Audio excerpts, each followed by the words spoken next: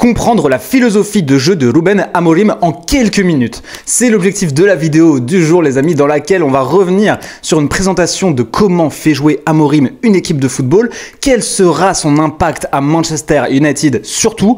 On va revenir sur les points phares vraiment de sa méthode en termes de dispositif, en termes de pressing, en termes également de construction du jeu également de son équipe. Vous saurez tout à la fin de cette vidéo, ce qu'il y a à savoir sur la méthode Amorim. Donc restez bien du début à la fin de la vidéo les amis. N'hésitez pas également à compléter et à ajouter des choses par rapport à ma présentation si vous avez quelque chose à ajouter. Surtout si cette présentation vous est utile, n'hésitez pas à le faire savoir avec un simple like. Pour vous c'est gratos, mais pour moi ça fait un grand plaisir les amis. Là-dessus on part tout de suite sur la première partie de la vidéo, c'est-à-dire le dispositif Amorim. Alors c'est quelque chose sur lequel on est déjà revenu rapidement dans la vidéo de présentation de l'arrivée d'Amorim à Manchester United, c'est-à-dire un passage à une défense à 3. Alors quand on regarde finalement les dispositifs utilisés par Amorim au Sporting depuis 2019, on remarque qu'il y a quand même une tendance de formation qui se dégage, c'est le 3-4-2-1. C'est une formation qu'il a utilisée dans à peu près 58% des matchs qu'il a eu à officier pour le Sporting. L'autre formation, on va dire, qui était majoritaire au Sporting sous Amorim, c'était le 3-4-3. C'est quelque chose dont on a déjà parlé. Maintenant, ça ne veut pas dire que dans le match, ça reste du 3-4-2-1 ou du 3-4-3 tout le temps. Non, parce que ça change énormément. C'est vraiment ça aussi un axe phare du jeu d'Amorim. C'est que pendant le match, il y a énormément de permutations, il y a énormément de changements de système en cours de match. Donc ça rend vraiment son jeu imprévisible au possible et c'est ça finalement qui sera extrêmement précieux et c'est ça qui fera une grosse différence du côté de Manchester United. Maintenant qu'on a dit ça, effectivement, ça ne veut pas dire qu'on aura forcément du 3-4-3 ou du 3-4-2-1 à Manchester United. Une méthode est appliquée à une équipe dans un certain club, dans un certain contexte. Ça ne veut pas dire que cette méthode-là sera forcément déployée de la même façon dans un autre club, avec un autre effectif, dans un autre contexte. C'est-à-dire qu'à Manchester United, il y a des chances qu'on ait une défense à 3, mais ce n'est pas forcément certain absolument. Tu fais en fonction des joueurs que tu as. Les joueurs que Amorim aura à United quand il arrive, ce n'est pas exactement les mêmes profils de joueurs. Donc tu es obligé de faire en fonction. Et en plus de ça, bien évidemment, on sait qu'il était au Sporting Portugal, championnat portugais. C'est pas du tout le même niveau d'intensité, c'est pas du tout le même niveau de compétitivité que la première ligue. Ça veut dire qu'en première ligue, tu dois adopter un football pragmatique si tu veux gagner des matchs. Un dispositif avec 3 défenseurs, c'est peut-être un petit peu risqué dans une équipe qui est un petit peu en construction, en reconstruction comme United. Mais si on se projette justement dans ce dispositif de 3-4-2-1, je vous propose ici les amis un 11 possible sous Amorim. Au niveau de la triplette de défenseurs, j'aurai Lisandro Martinez, Mathis de Ligt et Lenny Yoro quand il sera fit. Éventuellement le Lenny Yoro s'il n'est pas fit tout de suite, je pense qu'un Harry Maguire pourrait prendre cette place là, peut-être en tant que défenseur axial. Au niveau des 4, je pense qu'on aurait dans un rôle de piston, et les pistons dans le jeu d'Amorim c'est fondamental, ils sont extrêmement importants. À droite je pense qu'on aurait Noussair Mazraoui, à gauche Luke Shaw selon la façon dont il revient, est-ce qu'il revient bien ou pas, sinon ça serait je pense Diogo Dalot.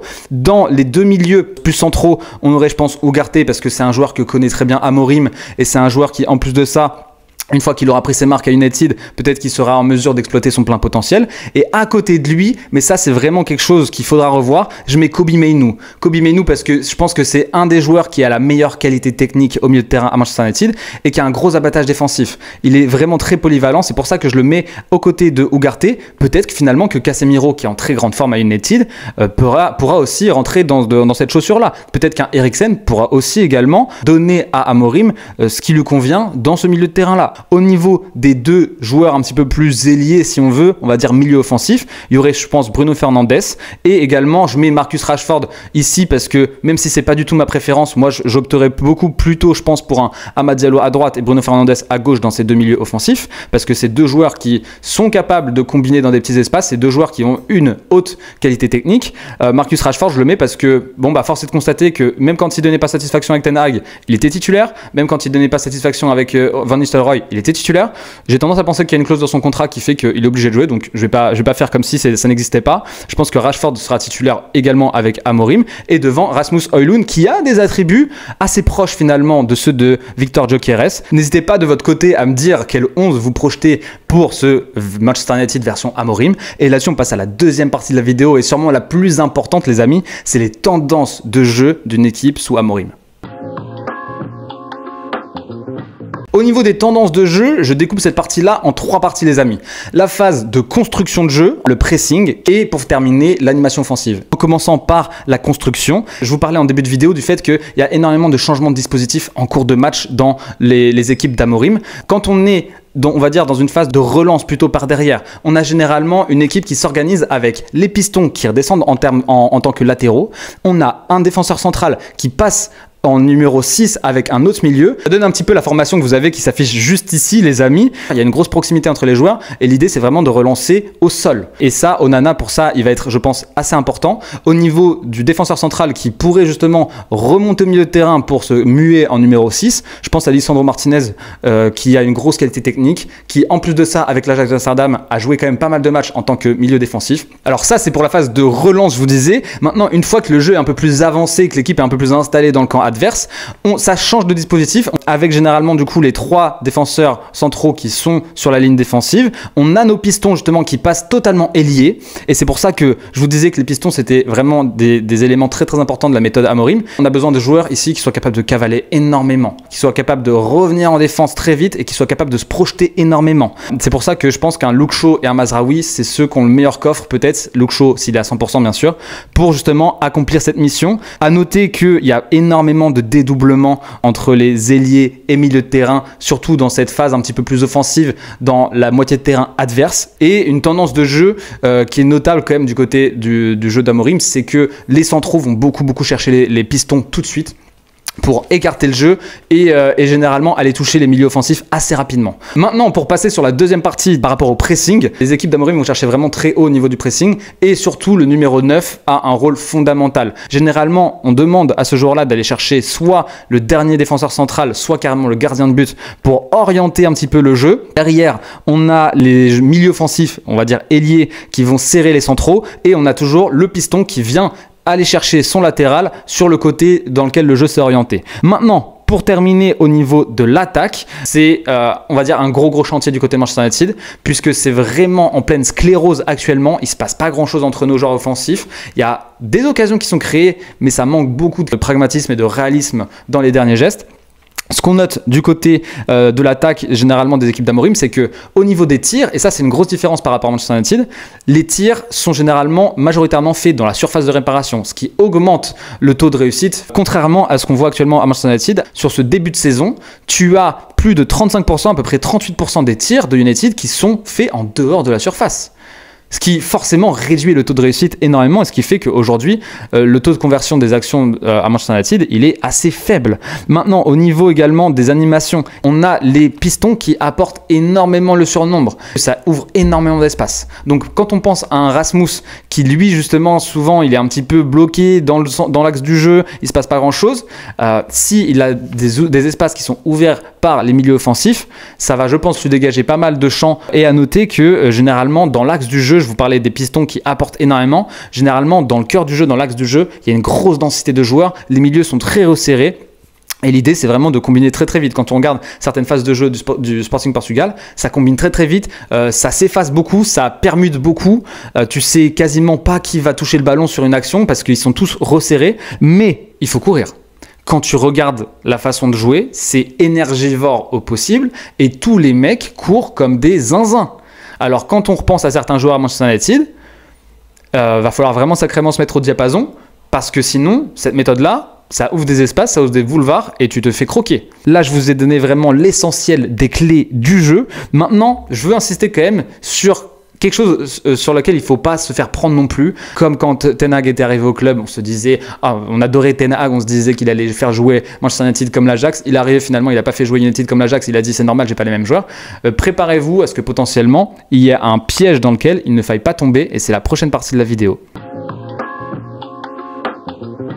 Le piège dans lequel il ne faut pas tomber en tant que supporter d'United, en tant qu'observateur du foot en général, surtout après toutes les expériences répétées des coachs qui sont passés par United, c'est qu'il ne faut pas s'emballer et regarder les données, prendre les statistiques ou les données d'analyse du Sporting Portugal, les retranscrire sur la Première Ligue et Manchester United et se dire « Ah, United, ils sont tel classement en première ligue en termes de possession, tel classement en première ligue en termes de XG, tel classement en première ligue en termes de buts marqués, et puis ils comparent avec le Sporting Portugal, ils disent ah oui, le Sporting en termes de possession, en termes de XG contre eux, en termes de statistiques défensives, etc. Ils sont premiers partout, donc United, paf, ça va augmenter partout. Non, ça marche pas comme ça. Peut-être qu'au début il y aura du mieux. Mais il ne faut pas croire que quelque chose qui a pris du temps à Amorim, au Sporting, sur 4-5 ans quasiment à mettre en place, ça va tout de suite, dès le début, marcher de la même façon à United. Ça, c'est vraiment le piège dans lequel je vous invite à ne absolument pas tomber, les amis. Maintenant, sur la dernière partie de la vidéo, je vais vous donner pour moi les 3 clés, vraiment les 3 clés du succès d'Amorim, les 3 clés du succès de Manchester United sur cette fin de saison ou deuxième partie de saison 2024-2025. C'est parti.